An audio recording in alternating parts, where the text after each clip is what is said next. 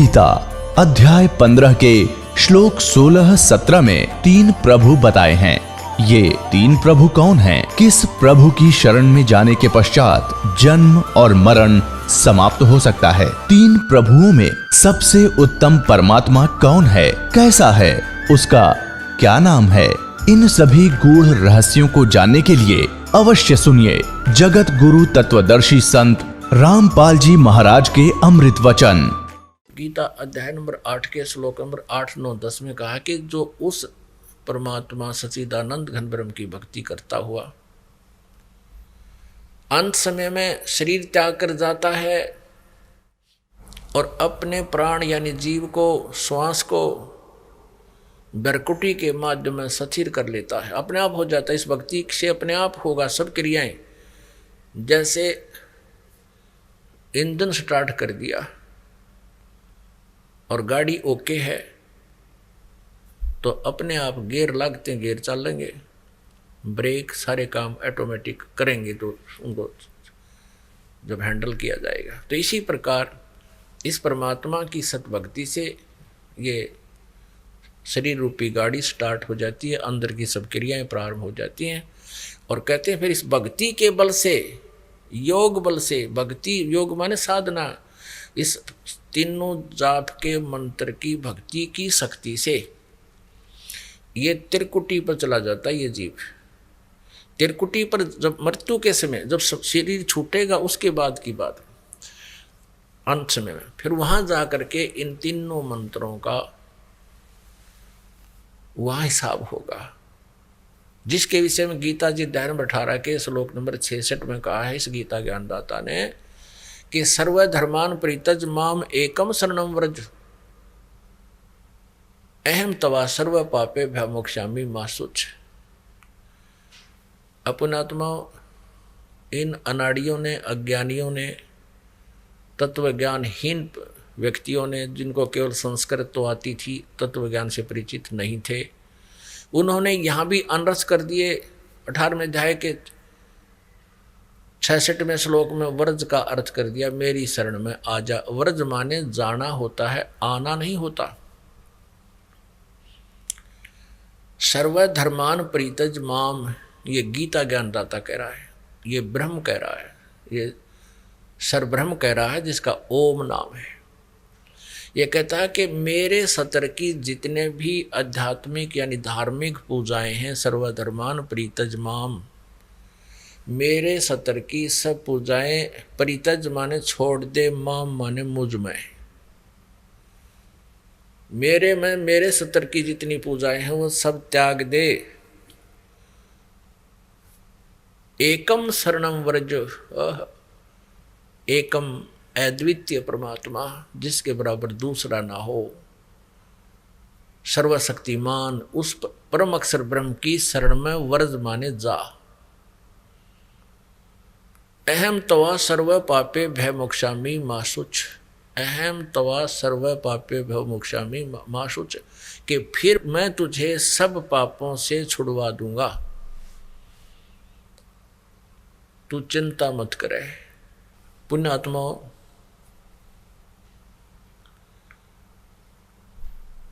अब जैसे ओम तत् सत, इस 3 मंत्र के जाप की कमाई से परमात्मा प्राप्ति होगी।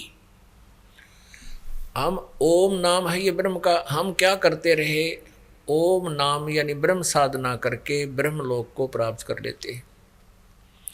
ब्रह्मलोक के अंदर इस काल ने बहुत बड़ा छल किया हुआ है। उस ब्रह्मलोक को डिवाइड किया है 5 हिस्सों में। एक तो महा इंद्र बना दिया, जो अच्छी आत्माएं होती हैं वो अपने पुण्य के आधार पर वहाँ का राजा बन जाता, कंट्रोलर, मैनेजमेंट करने वाला। और भी अच्छी पुण्य आत्माएं हैं तो उनके लिए उस रेस्टोरेंट को विभाजित कर रखा है, उस स्वर्ग को, स्वर्ग कहो चाहे रेस्टोरेंट कहो, जहाँ प्राणी अपने पुण्यों का, अपने पूंजी का ही नाश करता है और वहाँ की सुविधाएं प्राप्त कर लेता है।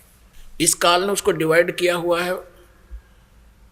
महा इंद्र का लोक, उसके ऊपर फिर 4 नकली लोक बना रखे हैं, सतलोक नकली, डुप्लीकेट, ऊपर के लोकों की नकल करवा रखी है दुर्गा से।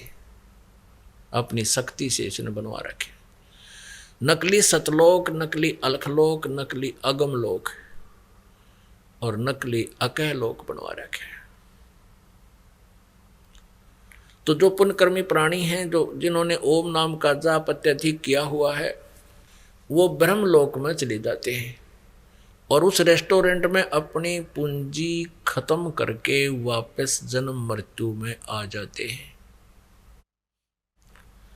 तो हम ऐसे अपना नाश करते रहे भक्ति का, पुण्यों को स्वर्ग में, महास्वर्ग में नष्ट कर देते और पाप जो होते थे उनको नरक में भोगते या 84 लाख योनियों में भोगा करते थे। अब परमात्मा के मंत्र से, इस 2 मंत्र के जापते सतनाम से और साथ में सार नाम के प्रभाव से हमारे सभी पाप नष्ट हो जाते हैं। हमारे केवल पुण्य शेष रह जाते हैं, भक्ति शेष रह जाती है। तो हम क्या करते रहे, ओम नाम का जाप तो स्वर्ग में नष्ट कर दिया, बाकी पाप नरक में 84 लाख योनियों की, कुत्ते गधे सूरों की शरीरों को भोगते रहे, हम कष्ट उठाते रहे उन पापों के कारण।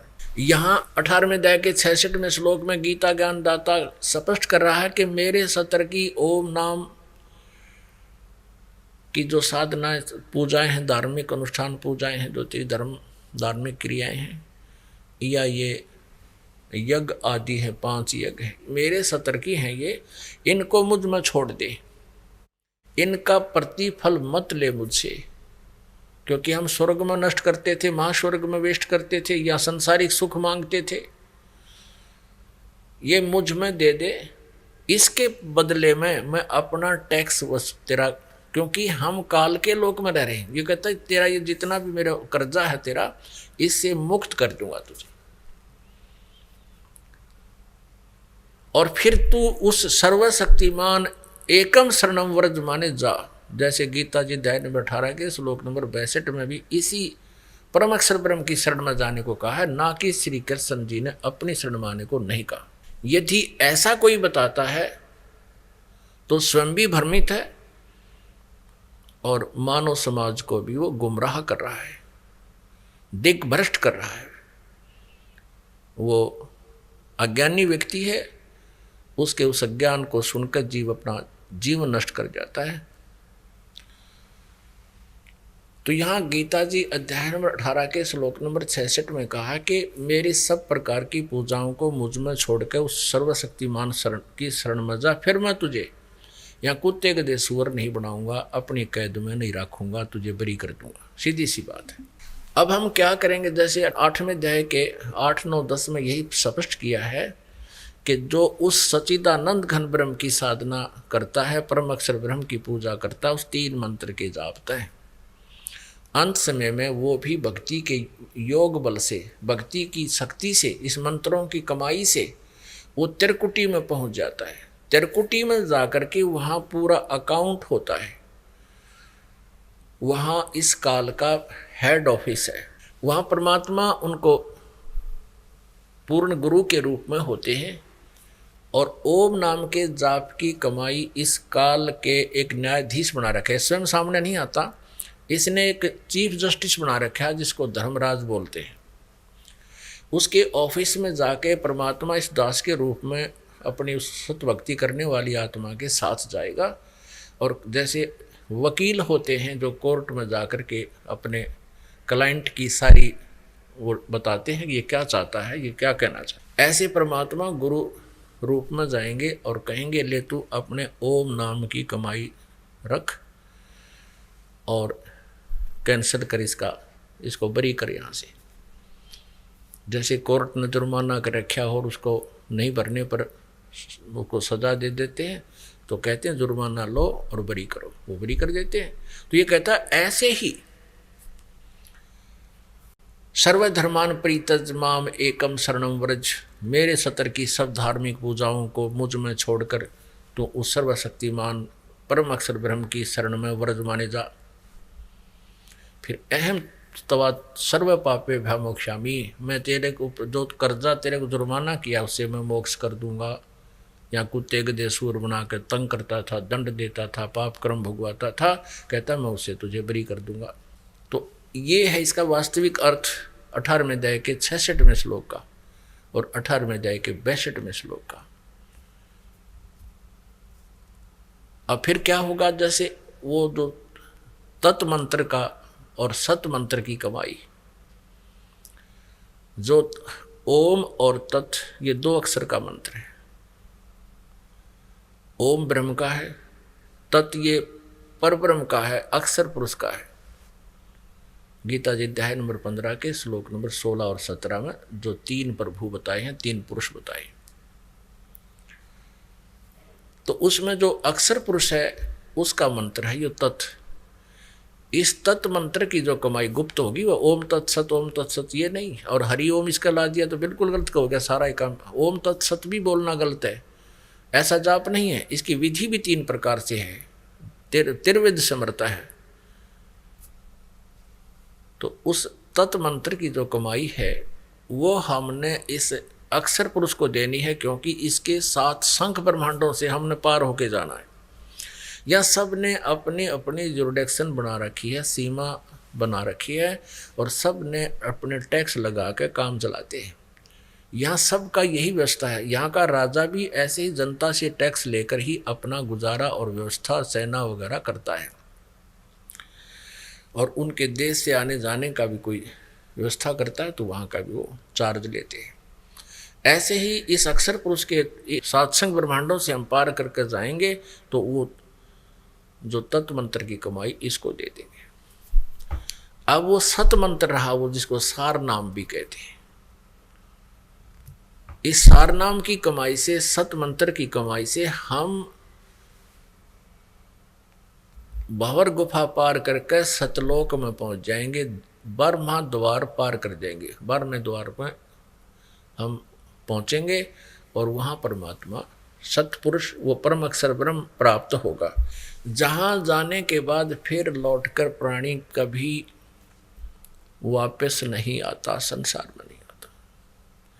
अभी तक हमें केवल 10 द्वारों की ही जानकारी दी गई थी।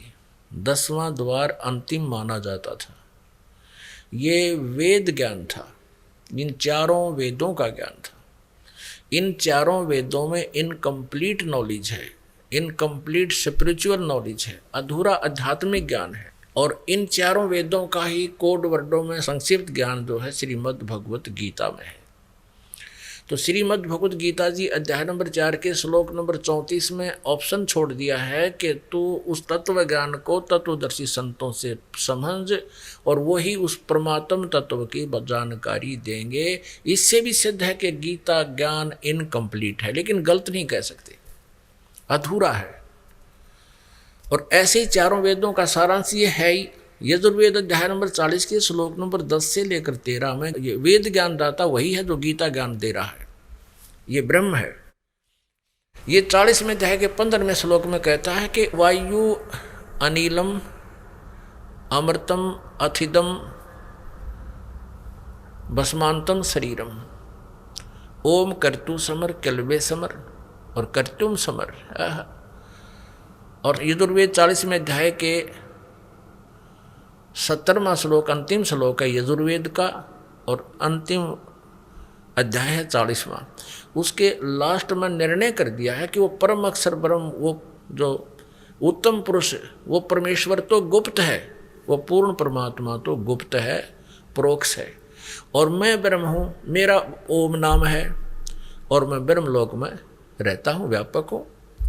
अहम खम ब्रह्म, ओम मेरा अक्षर है, मेरा मंत्र है, और मैं ब्रह्म उस ब्रह्मलोक रूपी दिव्य आकाश में रहता हूँ। श्री देवी भागवत में 7वें स्कंद में गीता प्रेस गोरखपुर से प्रकाशित 562-63 पृष्ठ पे स्वयं दुर्गा जी कहते हैं, हिमालय जी को ब्रह्म के बारे में जानकारी देते हुए कहते हैं उसका ओम नाम है, और उस ओम नाम के जाप से तो ब्रह्मलोक प्राप्त होगा, अन्य कोई पूजा मत कर, सब साधनाएं छोड़ दे, अपने सतर की देवी जी कहती है मेरी पूजा भी त्याग कर, केवल उस ओम का जाप करे, फिर तो ब्रह्म को प्राप्त होगा और वो ब्रह्म लोक रूपी दिव्य आकाश में रहता है। वह ब्रह्म लोक रूपी दिव्य आकाश में स्थित है। ऐसे ही यजुर्वेद अध्याय नंबर 40 के श्लोक नंबर 17 में कहा है, मैं तो ब्रह्म हूं, अहम ब्रह्म खम ओम, मेरा ओम नाम है और मैं उस ब्रह्मलोक रूपी दिव्य आकाश में सचित हूं, अंतरिक्ष में। और वो परमात्मा तो पूर्ण परमात्मा तो परोक्ष है, गुप्त है, ये नहीं जानता उसके विषय में। तो इसलिए 40वें अध्याय के 15वें श्लोक में कहा कि ओम करतु समर कलवे समर करतुम समर, यदि मेरी साधना करनी है तो ओम नाम का जाप काम करते करते सिमरण करना। जैसे श्रीमद् भगवद गीता अध्याय नंबर 8 के श्लोक नंबर 7 में कहा कि अर्जुन तू युद्ध भी कर, मेरा सिमरण भी कर, यानी युद्ध से कठिन काम कोई नहीं हो सकता। और उसमें भी कहता सिमरण करना, भूलना नहीं इसको। तो ऐसे वेद बता रहे हैं, यजुर्वेद 40वें अध्याय का 15वां श्लोक, ओम कर्तु समर किलवे समर और कर्तुम समर, ओम नाम का जाप काम करते करते सिमरण कर, विशेष कसक के साथ सिमरण कर और मनुष्य जीवन का प्रथम कर्तव्य जान के इसका सिमरण कर, यानी इस कसक से कर। तो इसे दो बात तो ये सिद्ध होगी। अब जो दास लाना चाहता है इस सारे विवरण को, 40वें अध्याय के 10 से लेकर 13 श्लोकों में कहा है कि कोई तो कहता है उस परमात्मा को कि वो उत्पन्न नहीं होता, यानी निराकार है। कोई कहता है वो अवतार धार कर आता है, वो उत्पन्न होता है, वो साकार है। तो इसमें बताया है कि इस साकार और निराकार की, उस परमात्मा की यथार्थ जानकारी भी वो तत्वदर्शी संत बताते हैं, वो उनसे सुनो। और ऐसे ही कहा कि कोई तो जिसने अक्षर ज्ञान हो गया किसी भी भाषा विशेष का, तो उसको विद्वान कह देते हैं, और जिसको अक्षर ज्ञान नहीं है उसको अविद्वान कह देते हैं। विद्वान और अविद्वान की परिभाषा भी वो तत्वदर्शी संत ही बताएंगे, उनसे सुनो।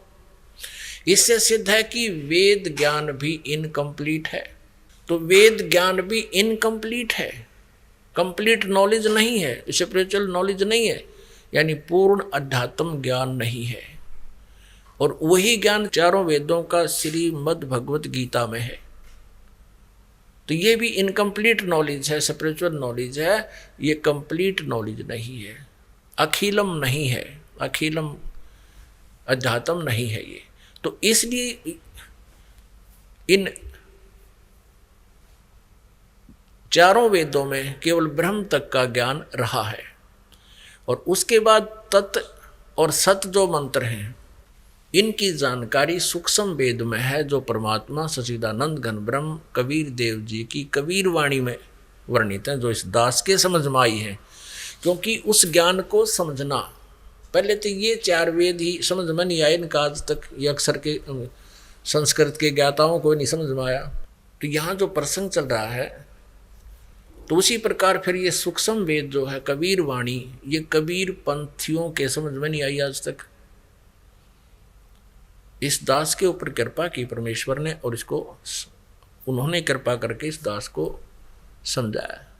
नहीं तो उस परमात्मा के जब 4 वेद ना समझ मारे जिसके, तो ये सच्चिदानंद घन ब्रह्म की वाणी किसके समझ में आवेगी।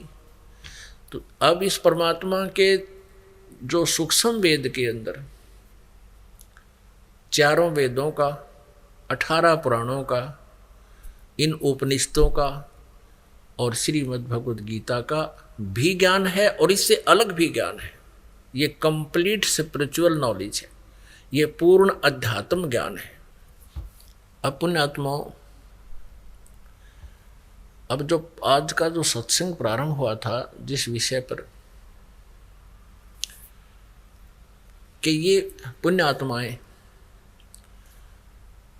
जो मानव शरीर प्राप्त करके परमात्मा की खोज में लगे हैं, वे विशेष पुण्यकर्मी प्राणी हैं। वैसे तो जिनको मानव शरीर प्राप्त होता है वे पुण्यात्मा हैं, उनसे भी जैसे कहते हैं ना,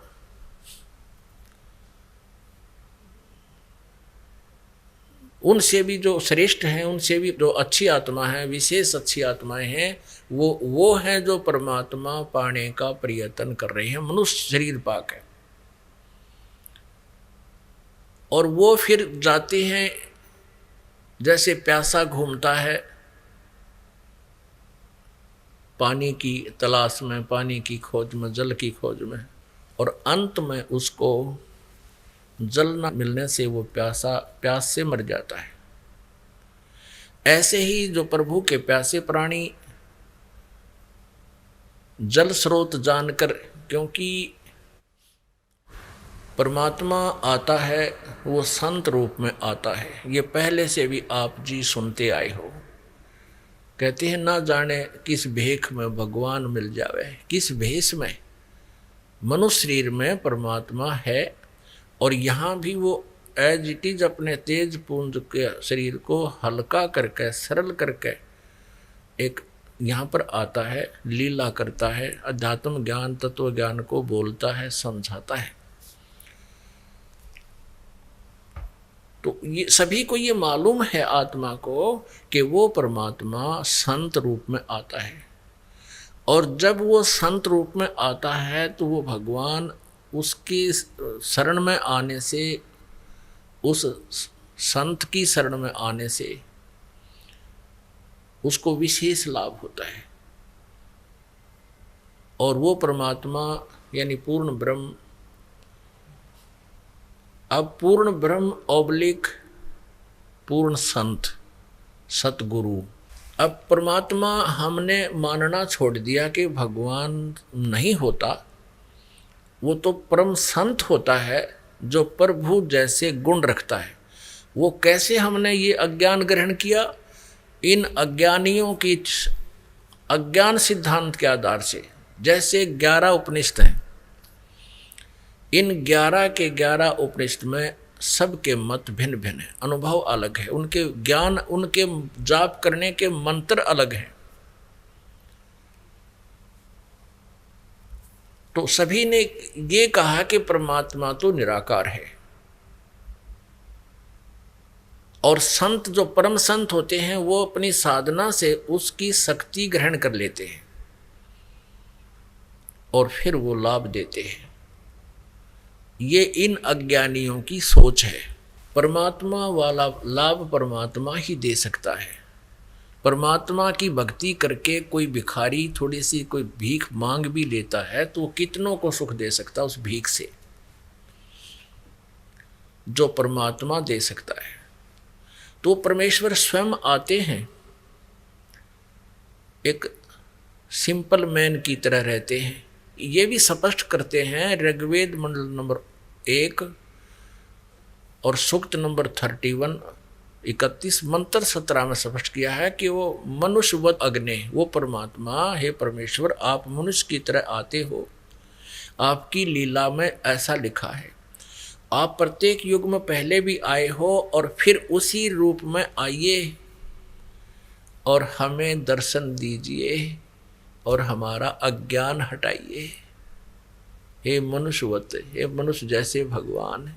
तो यहाँ क्या बताया है कि ये प्यासी आत्मा कोई मंदिर में जाते हैं, कोई मस्जिद में जाते हैं दुख निवारण या परमात्मा पाने के लिए, धनी बनने के लिए, कोई गुरुद्वारों में जाते हैं, कोई चर्चों में जाते हैं। इसके अतिरिक्त कोई न कोई अनुष्ठान यज्ञ आदि भी करते रहते हैं। इसके अतिरिक्त कोई पर्वत पर जाते हैं, किसी गुफा में पता लगता है कि वहाँ कोई साधु संत रहते हैं, वहाँ जाते हैं।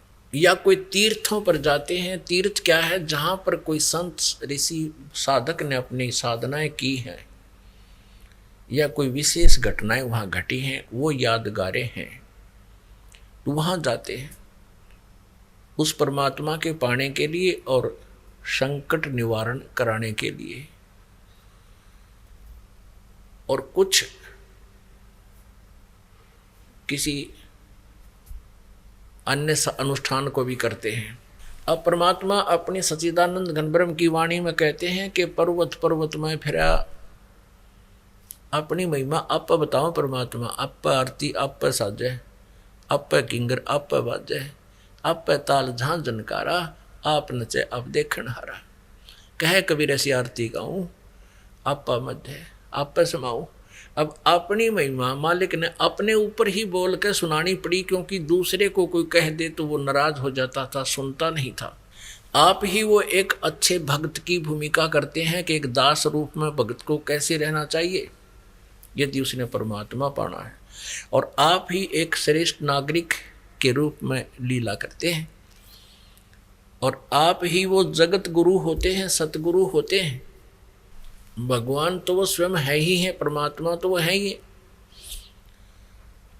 तो क्या बताते हैं, स्वयं ही अपना भेद देने के लिए कहते हैं कि कहाँ तुम घूम रहे हो, कोई पर्वत पे, कोई पहाड़ों पे, कोई गुफाओं में, कहीं कुछ, कहीं परमात्मा के लिए भटक रहे हो। कहते हैं पर्वत पर्वत में फिरा, कारण अपने राम, राम जैसे संत मिले हैं, जिन सारे सब काम। अब वो संत, राम जैसे संत मिल गए, यानी सतगुरु कहो चाहे भगवान कहो, परमात्मा कहो, एक ही बात। क्योंकि सतगुरु परमात्मा ही हो सकता है, अन्य कोई सतगुरु कहते हैं वो सतगुरु नहीं है, वो नकली है। अब जैसे ये राधा स्वामी धन धन सतगुरु, अड़िए जय गुरुदेव आड़े, ठाकुर जी आड़े, महाराज आड़े, ये भी सतगुरु तो नीचे फीत नहीं लाते अपने उस ज्ञानदाता के, और इनके उस नकली सतगुरुओं को क्या कहेगा पता नहीं अध्यात्म के बारे में। अब वो सतगुरु नकली है, सतगुरु स्वयं परमात्मा होता है। इस थ्योरी को भी वो मानते हैं। वो कहते हैं जो गुरुजी आए हैं ये सतगुरु हैं, यही भगवान है, और फिर ये ऊपर जाकर भगवान में ही मिल जाते हैं। ऊपर सतलोक में परमात्मा निराकार है। और इनकी एक पुस्तक है सारवचन राधा स्वामी वार्तिक नसर, उसके दूसरे वचन में कहते हैं, ये श्री शिवदयाल जी, इनके सतगुरु का ज्ञान है ये, कि सतनाम और राधा स्वामी एक मुकाम है, एक स्थान है। राधा स्वामी अलग स्थान है, सतनाम एक न्यारा स्थान है। और ऐसे तीसरे वचन में भी यही कहते हैं कि सतनाम अलग स्थान है, राधा स्वामी अलग स्थान है। फिर चौथे वचन में कहते हैं इसे सारवचन राधा स्वामी वार्तिक में, कि राधा स्वामी सबसे ऊंचा स्थान है, मुकाम है, और यही परम पुरुष का नाम है, पूर्ण धनी का। ये राधा स्वामी यो स्थान भी है, इसका नाम भी है। चलो, इस राधा स्वामी स्थान से 2 स्थान नीचे सतनाम का स्थान है। इनकी अकल पर पर्दा पड़ रहा। ये सतनाम को स्थान बतावें, मुकाम बतावें, और फिर सतनाम का स्थान बतावें, स्थान का स्थान है। और फिर उस सतनाम को आगे डिफाइन किया है, इसी को सतनाम को, इसी को सतपुरुष भी इसी को कहते हैं, सतलोक भी सतनाम को कहते हैं, और सारनाम भी सतनाम को कहते हैं, सतपुरुष भी सतनाम को कहते हैं, सतलोक भी सतनाम को, और सार शब्द भी सतनाम को ही कहते हैं। ये हमारा शर कहते हैं ये। और ये हुआ सतगुरु को आवे, इन कह का बिना पता।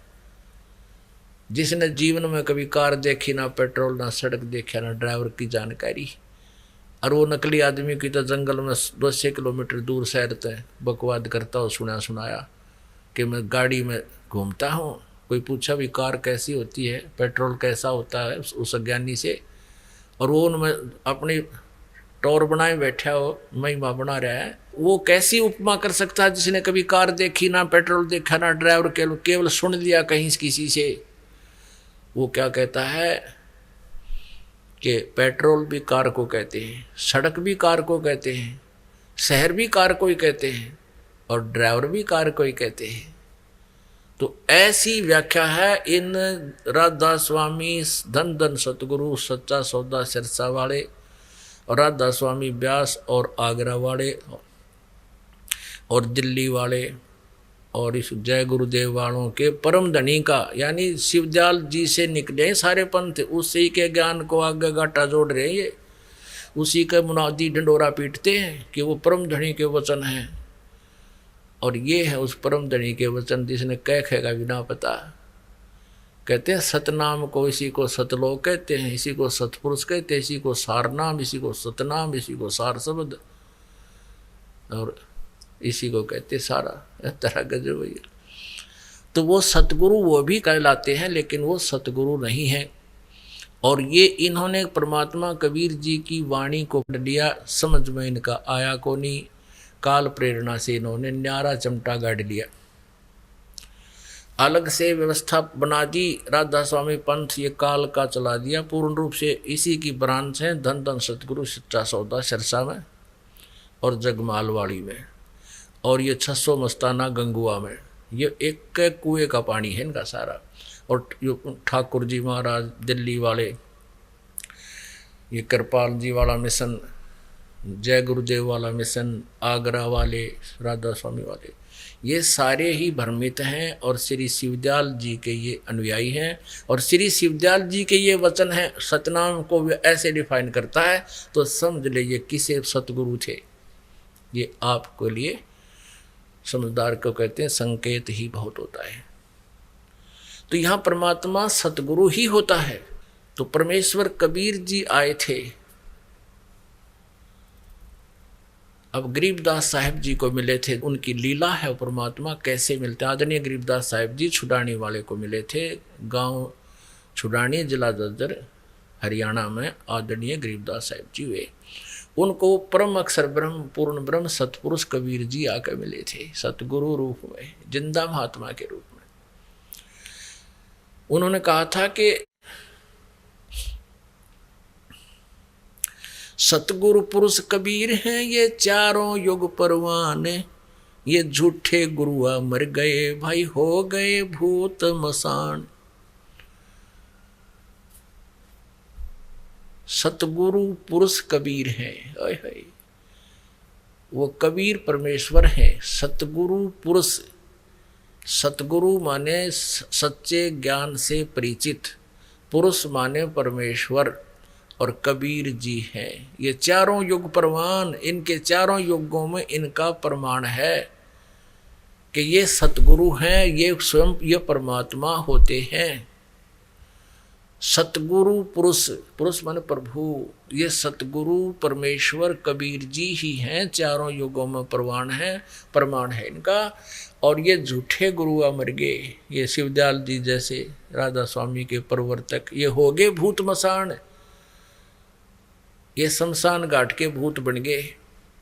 और ये प्रमाण है इनके जीवन चरित्र में। श्री शिवदयाल जी महाराज इस परम धनी बोल रहे हैं, इसने इसके इन्हीं के जीवन चरित्र में लिखा है 72 पृष्ठ पर 78वां वचन है इनका कि बुक्की के शरीर में प्रवेश करके ये शिवदयाल जी भूत बनकर बुक्की के शरीर में प्रवेश करके हुक्का पीवे और रोटी खावे, वो पहले की तरह। और उस जीवन चरित्र का लेखक प्रताप सिंह जी, जो शिवदयाल जी के छोटे भाई थे, वो उसका लेखक, और वो कहता है कि मैंने भी बुक्की के जरिए से कई बार अरदास करके शिवदयाल जी से कई बार प्रश्न पूछे थे, वो भूत बोला उसके अंदर। ऐसे राय साहब जी ने भी कई बार उससे जो ना रजा प्राप्त करी थी उसकी। अब बुक्की में इंटरनेट लग गया, वो बताओ, उसमें बोल रहा था, भूत बन गया उसमें। तो ऐसे ये है वो नकली गुरु, जहाँ पर ये प्यासी आत्मा पुण्यात्मा चली गई, उनको पूर्ण गुरु मान के, और उन्होंने अपना जीवन भी नष्ट किया और साथ में करोड़ों श्रद्धालुओं को भी काल के जाल में डाल दिया। अब इसके विषय में सच्चिदानंद घन ब्रह्म की वाणी में लिखा है, गुरुआ गाम बिगाड़े संतो गुरुआ गाम बिगाड़े, ऐसे कर्म जीव कहला दिए अब झड़े ना जाड़े। इन गुरुओं ने, नकली गुरुओं ने गांव के गांव बिगाड़ दिए। देख जहाँ देखो जिस गांव में राधा स्वामी के कहते हैं 200 आदमी और धन धन सतगुरु वाले के 50 श्रद्धालु वो तरह के जो। और कोई दिल्ली वाले राधा स्वामी से, कोई जगमाल वाली धन धन सतगुरु से, गांव के गांव उजाड़ दिए इन्होंने, बिगाड़ दिए। और कहते हैं ऐसे कर्म में इनको लगा दिया, अब जड़े नहीं झाड़े।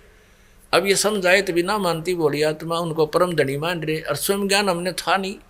अब हमें स्वयं ज्ञान ग्रहण करना होगा, फिर तुलना करनी होगी इस जीवन को सफल बनाने के लिए। नहीं तो फिर क्यों ड्रामा कर रहे हो भक्ति का, जीवन व्रत कर रहे हो। या तो समझो अच्छी तरह इस ज्ञान को, पैरेलल देखो दोनों तरफ से। ये दास क्या बता रहा है, सदग्रंथ क्या बता रहे हैं, और आपके परम धनी क्या बता रहे हैं, सदग्रंथ क्या बता रहे हैं, इनसे तुलना करो। तो प्रसंग चल रहा है कि हम परमात्मा की खोज में भटक रहे हैं। क्यों ढूंढ रहे हैं भगवान को? परमात्मा के गुणों में लिखा है कि वो अपने साधक के संकट मोचन करता है।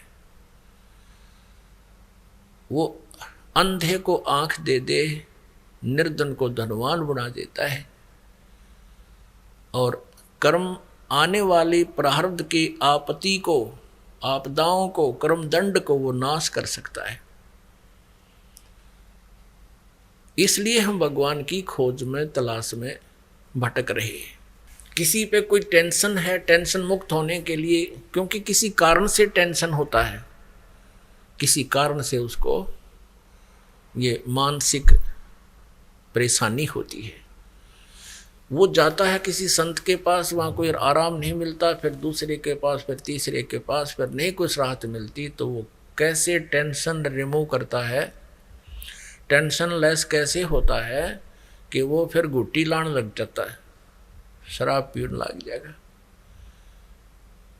अब शराब पी के, दारू पी कर पड़ गया, उठते फिर टेंशन शुरू।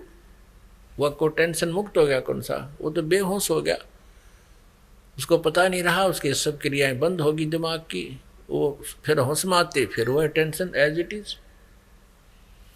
ये काय का टेंशन मुक्त हुआ। अब शराब पीवेगा तो दूनी टेंशन क्यों? धन का नाश, घर में कड़ा, बच्चों पर बुरा असर, ये कई टेंशन और तैयार होगी।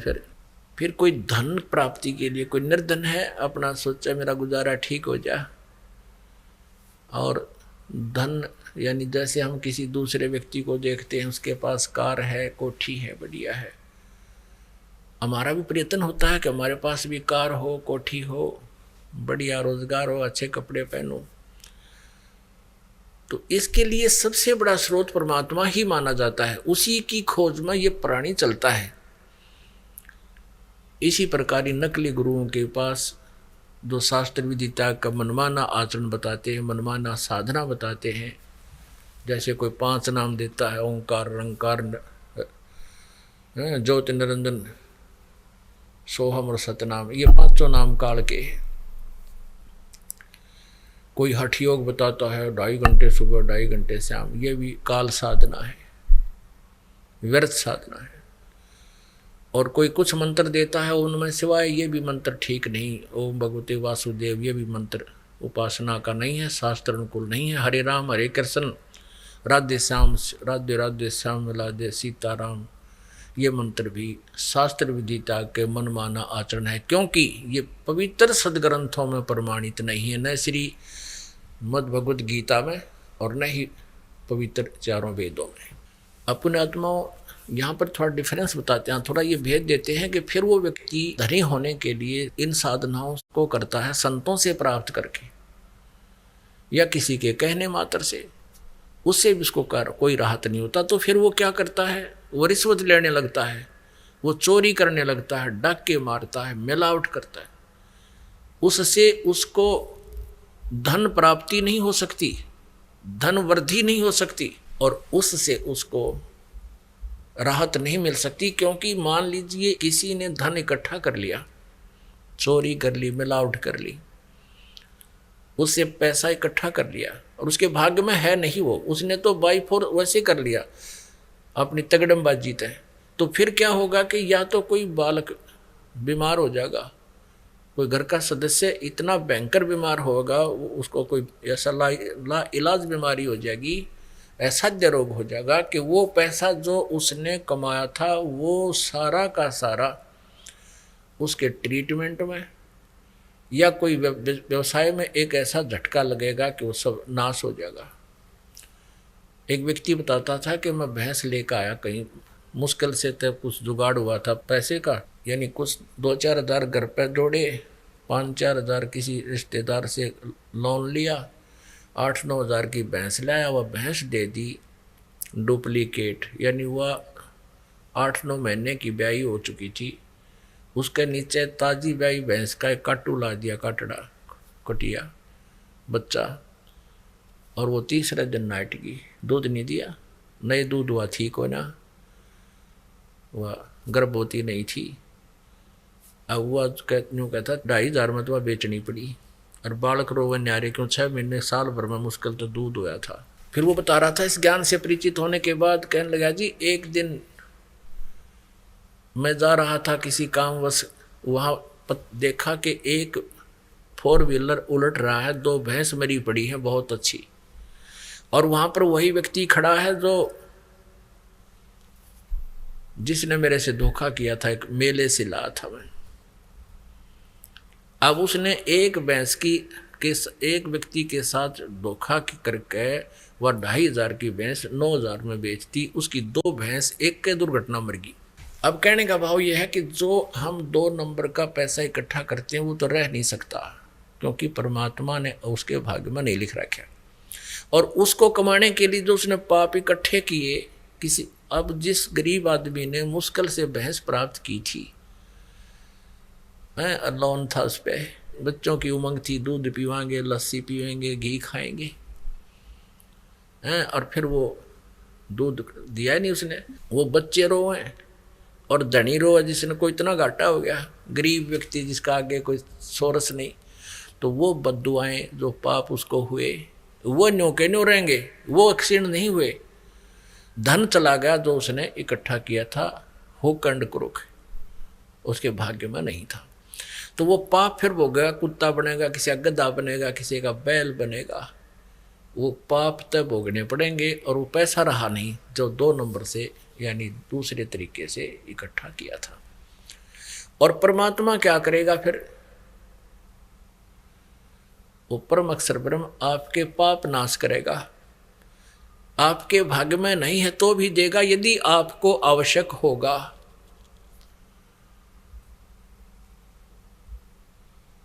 तो पुण्यात्मा, परमात्मा की शरण में आने से जीव को हर तरह का लाभ होता है, आपको धनी भी करेगा यदि आपकी आवश्यकता होगी। तो इतना धन भगवान आपको नहीं देना चाहेगा जिससे आपको भगवान की भूल पड़ जाए, क्योंकि हम इस झूठे सुख को सुख मानते हैं। किसी के पास एक कार होगी, कोठी होगी, बच्चे ठीक अपना सेट हो गए, कहीं उनका बिजनेस या कोई नौकरी लगी, तो हम इस सुख को सुख मान लेते हैं, ये झूठा सुख है। और उसके बाद फिर क्या होते हैं, भगवान भूल जाते हैं, बिल्कुल रुचि नहीं रहती परमात्मा। तो परमेश्वर वो परम अक्षर ब्रह्म कबीर देव जी अपनी महिमा आप ही बताते हैं। कबीर सुख के माथे सिला पड़ो, जो नाम हृदय से जावे, और बलिहारी उस दुख के जो पल पल नाम रटावे। परमात्मा कबीर देव जी कहते हैं कि तुम मेरे से ऐसे मांगना, ये अर्ज करना कि हे भगवान इसे सुख का आग लगे जो भगवान ते दूर करे, और ऐसा दुख भी दाता देते रहना जिसे तेरी याद बनी रहे। ये डिमांड करना, जब कुछ मांगना आवे तो भगवान ते तुमने यही मांगना।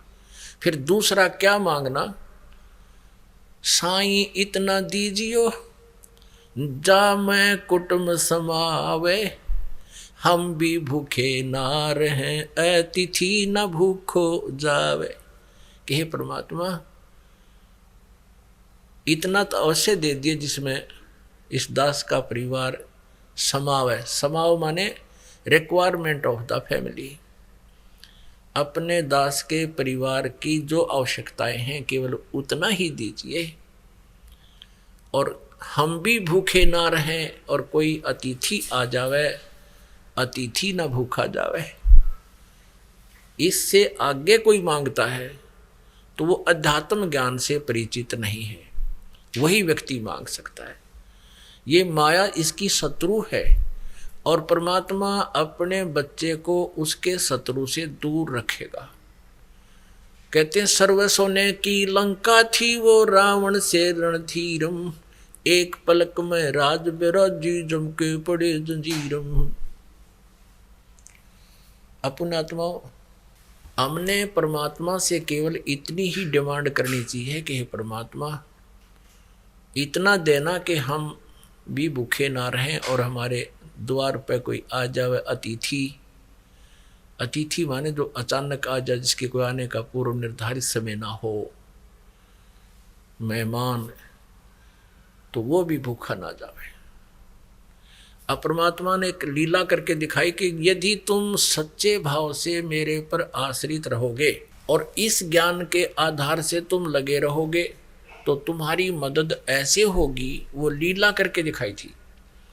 कबीर परमेश्वर जी इन नकली गुरुओं की और इन नकली मंडलेश्वरों की, नकली गुरु ब्राह्मणों की और नकली काजी और मुल्लाओं की, नकली माने जिनको अध्यात्म ज्ञान नहीं है, उनके अज्ञान का पर्दाफाश किया करते थे कि ये तुम्हें गुमराह कर रहे हैं, ये नाम जाप के नहीं है, ब्रह्मा विष्णु महेश या अजरो अमर नहीं है, और ब्रह्म तक की साधना से भी तुम ब्रह्म लोक में जाओगे फिर वापस आओगे, तुम्हारा जन्म मृत्यु समाप्त नहीं होगा।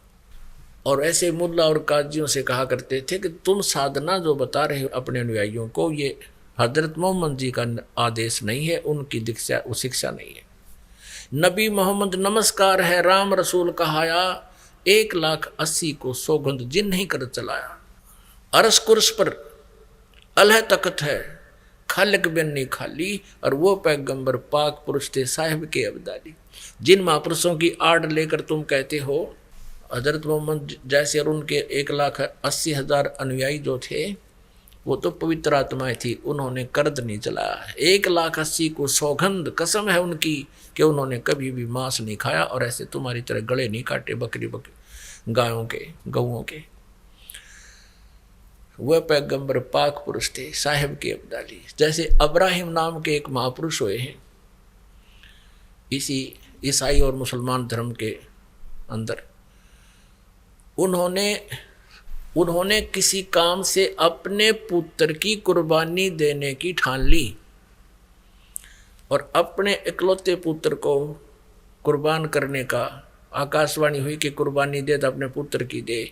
उसको लेकर के पहाड़ पर चला गया, बच्चे को बताया नहीं कि मैं तुझे काटूंगा। बच्चे को काटने को तैयार हुआ तो भगवान का आकाशवाणी हुई कि खबरदार दे, इस बालक को हाथ लगाया, इसको मत मार बेटा। भगवान अल्लाह कोई मांस खाता है? तो उसने उसी समय बच्चे को हटा नहीं मारा। तो कहने का भाव ये है कि कुर्बानी ये लगे बकरियां की कुर्बानी देने, इस संकल्प करके उनका डुप्लीकेट काम शुरू कर दिया तुमने। तो कहने का भाव ये है कि परमात्मा ये कहा करते थे, उनको समझाया करते थे कि एक मुल्ला मस्जिद में कुक है, एक पुकारे बोका, इनमें कौन स्वर्ग को जागा, मुझे लाग रहा धोखा। परमात्मा कहा करते, एक तो मुल्ला आवाज़ लगा रहा है मस्जिद में, हे अल्लाह अकबर, हे पूर्ण परमात्मा, हे कबीर भगवान, हे कबीर अल्लाह, इस बकरे की रूह को स्वर्ग में स्थान देना जिसको वो काट रहे हैं नीचे। हर तरह के जब परमात्मा कबीर जी कहा करते थे कि अल्लाह तुम्हारे बाप का नौकर नहीं है, तुम्हारे कहने से उसको स्वर्ग में भेज देगा और तुम उसको मार के खाओ। यदि तुम्हारा ये प्रोसेस ठीक है, गाय या बकरे को तुम काट देते हो कलमा पढ़ के, कलमा माने एक मंत्र है, और कहते हो कि हमने इसको हलाल कर दिया, धीरे धीरे मारा, हिंदुओं की तरह बेरहम से नहीं मारा, झटके से नहीं मारा। अरे मृत्यु कर दी, ला तेरे गलन में काटे, लाला कर देंगे, ला करवा कौन सा मुल्ला का जी करवा होगा, और वो एक कलमा बोल देंगे जो तुम बकरे और गाय की गर्दन काटते हो। देखेंगे तुम स्वर्ग में जाते हो तो फिर डरते क्यों हो, कटवाओ। परमात्मा कहते हैं जय या रूह, रूह माने आत्मा, जय या रूह ते भिस्त पठाई तो कर तदबीर कबीला बाई। यदि तू इस प्रोसेस को फाइनल और सत्य मानता है तो अपने परिवार ने तू ऐसे बिस्मल करके दिखा दे, कर तदबीर कर इसकी, जब मान जाएंगे तेरा ये क्रिया ठीक है। इन बातों से दुखी होकर के परमात्मा के साथ बहुत बदसलूक किया हिंदू और मुसलमान के गुरु पीरों ने। उन्होंने सब हथियार अपना लिए, बदनाम उनको करने की चेष्टा की, जान से मारने की चेष्टाएं की, उनके सामने ऐसी कंडीशनें रख दी, वो भी परमात्मा ने पूरी कर दी, फिर भी ना माने। तो पुण्यात्मा आखिर में उन्होंने क्या सोचा, मिलकर हिंदू और मुसलमानों के नकली गुरु पीरों ने परमात्मा कबीर जी के बारे में झूठी चिट्ठी लिख दी पूरे भारतवर्ष में। इन साधु संतों के डेरा में कबीर नाम का दुल्हा काशी में, और एक भंडारा करेगा, सभी को बुलाया है और 3 दिन का भंडारा होगा। और प्रत्येक भोजन के उपरांत यानी सुबह और शाम खाना खाने के बाद एक दोहर देगा। दोहर होती थी बहुत बढ़िया कंबल खेस होया करते, दौर यानी इसकी हाथ से बुने हुए होते थे कपड़े पहले खद्दर के, और वो बहुत अच्छी होती थी, बहुत कीमती होती थी। तो ऐसा वो चद्दर समझो, बहुत बढ़िया चद्दर है। और एक असरफी यानी एक सोने की मोहर, जो आज जिसकी कीमत 25-30 हज़ार है, वैल्यू तो वही थी उस समय की, ला लो अब चाहे आज की लगा लो। और आज उस दोहर की कीमत कम से कम भी 5,000 रुपये होगी जो उस समय होती थी। तो एक समय में इतनी तो तुम्हें वो भेंट देंगे, एक दोहर और एक मोहर असरफी। इस लालच में सारे मंडलेश्वर अपने सभी शिष्यों को सबको लेकर पहुंच गए, 18 लाख व्यक्ति। और परमात्मा क्या करते थे, कबीर देव जी एक अच्छे नागरिक की भूमिका बता रहे थे कि ऐसे रहा करो, भक्ति किया करो। तुम जितना भी कपड़ा वो बुनते थे, धानक रूप में, जुलाहा रूप में लीला करते थे, उन्हें उदाहरण देते थे। गरीब एक निर्धन व्यक्ति की भूमिका करके दिखाते थे कि परमात्मा पाने के लिए घने धन की जरूरत नहीं है, घने धन की आवश्यकता नहीं है, मालिक जैसे राखे नो रहना, लेकिन भक्ति करते रहना। तो उन्होंने वो क्या करते थे, जैसा भी हफ्ते 10 दिन में जो भी उनकी उस जुलाहे की जो झाड़ी बनती थी, मेहनताना बनता था, उसमें से क्या करते थे, अपने घर का आटा नमक मिर्च ले आते थे, आटा दाल, और बाकी का भंडारा कर देते थे, दान कर देते थे, यानी भोजन भंडारा करा देते थे। भक्तों को सत्संग के रूप में बुला के सत्संग सुनाते, भगवान की कथा सुनाते और आहार करा देते थे। संग्रह संचन नहीं करते थे। तो ऐसी गरीबी स्थिति में शाम का आटा नहीं घर पर, शाम का आटा घर पर बस सुबह का हो या ना हो, इस स्थिति में मालिक रहते थे। और उधर से 18 लाख व्यक्ति आगे ये चिट्ठी ले लेकर के कबीर भंडारा करेगा। अब समय के भाव से थोड़ा संक्षिप्त में सुनाएंगे। जब परमात्मा अपनी कुटिया में बैठे थे, आदरणीय रविदास साहब जी जो परमेश्वर कबीर जी के बहुत निकट रहते थे, वो सुबह सैर सपट्टे को जाने लगे फ्रेश होने के लिए। उन्होंने देखा कि 18 लाख व्यक्ति साधु संत हैं, सभी के पास पत्र है कि कबीर भंडारा करेगा, काशी वाला धानक दुल्हा। तुरंत रविदास जी कबीर जी के पास पहुँचे अपने घर से, रास्ते में उनको देख करके, और कहा, प्रभु आज तो हे भगवान, आज तो अपना काशी वास, काशी छूटेगी, ये काशी शहर छोड़ना पड़ेगा अपने को। ऐसे ऐसे सारी कहानी बताई। तब कबीर साहब ने कहा, रविदास जी बैठ जाओ यहाँ पर, आओ भगवान की भक्ति करेंगे। आपत्ति को परमात्मा ही टाल सकता है, या तो बेइज्जती होगी, और कोई बात नहीं, अंदर से कुंडी लगा ले और बैठ जा, ले माला, भगवान की भक्ति करेंगे। और आपत्ति को वही दूर कर सकता है। आपत्ति के समय में भगवान को ही याद किया जाता है। अंदर से कुंडी ला ली, रविदास जी बैठ गए, भगवान बैठे थे ही, पता था वो तो जानी जान थे। उधर से परमात्मा अन्य रूप धारण करके पहुंचे सतलोक में, और एक रूप में वहां बैठे। वहां से जब परमात्मा ने यहाँ से अलार्म कर दिया था कि मैं आ रहा हूँ और ऐसे ऐसे तैयारी करो, सतलोक में सचखंड से यानी 9 लाख बैलों के ऊपर सारा भोजन भंडारा वहां से लेकर, और परमात्मा एक केसो नाम के बंजारा रूप बना के, बंजारा होते थे पहले, बैलों के ऊपर ट्रांसपोर्टेशन होती थी, ट्रांसपोर्ट का काम बैलों पर होता था, बैल गाड़ियां भी नहीं थी, और उसमें 100 1000 500 एक लाइन में बैलों को पकड़ के एक दूसरे से बांध कर चलाया करते थे। उनके ऊपर एक किसी शहर से बूरा ले ली, दूसरे से कणक ले ली, ऐसे आदान प्रदान वो करा करते, उनको बंजारे कहा करते, बिजनेस में नॉन एज बंजारा। एक केसो नाम के बंजारे यानी सेठ का रूप बना के और 9 लाख बैलों के ऊपर सारी सामग्री भर के, और उसके साथ सतलोक से ही वो पुण्यात्मा आई, क्योंकि वहाँ साकार सृष्टि है, मनुष्य सदृश शरीर है वहाँ सबका, और उसके साथ अन्य बंजारे भी यानी सेवादार भी आए सतलोक थे। और काशी के चौपड़ का बाजार था, बहुत खुला लंबा चौड़ा, उसमें तंबू ला दिए और टेंटों में सामग्री अनलोड कर दी बैलों पर तय, सेवादार खाना खिलाने लगे और जय जयकार होगी। कोई पूछा आप कौन हो, मैं केशव हूँ, कबीर परमेश्वर का, कबीर जी का पगड़ी बदलियार हूँ, मैं उसका मित्र हूँ। उनका संदेश गया था कि छोटा सा भंडारा कुछ सामान लेते आना। और वो लोग सुन रहे तरह गजब, इसने छोटा भंडारा कहते 18 लाख आदमी एक बार आहार कर रहे हैं, और कहीं बना नहीं रहे, कहीं पर कोई कढ़ाई नहीं चढ़ रही, कोई चूल्हा नहीं, कोई चौका नहीं।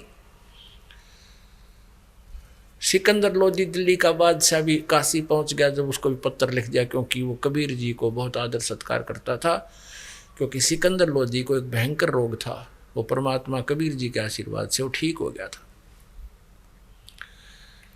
और एक शेख तकी नाम का एक सिकंदर लोधी का धार्मिक गुरु पीर था मुसलमान, वो कबीर जी से बहुत ईर्षा करता था, क्योंकि सिकंदर लोधी दिल्ली के बादशाह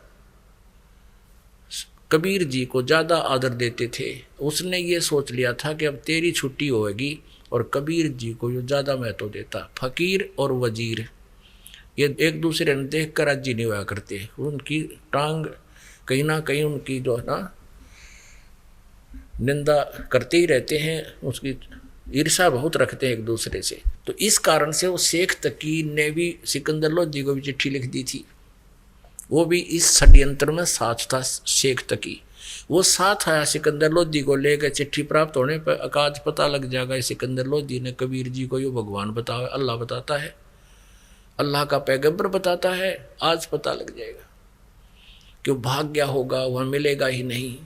जब सिकंदर लोधी आए उस बाजार में, देखा वहाँ जय जयकार हो रही, भोजन पाओ जय जयकार करे, वैसा भोजन कभी नहीं खाया, ऐसा भंडारा हो, ये भगवान ऐसा स्वादिष्ट भोजन, और सब कहें जय हो कबीर जी की। वह कबीर की बड़ी दया कर, उसने बड़ा भोजन करवाया, और साथ में वो बंजारे एक मोहर दें और एक दोहर दें, विदाई इस केस में भोजन खाते ही वो नारे गुण गाते जा।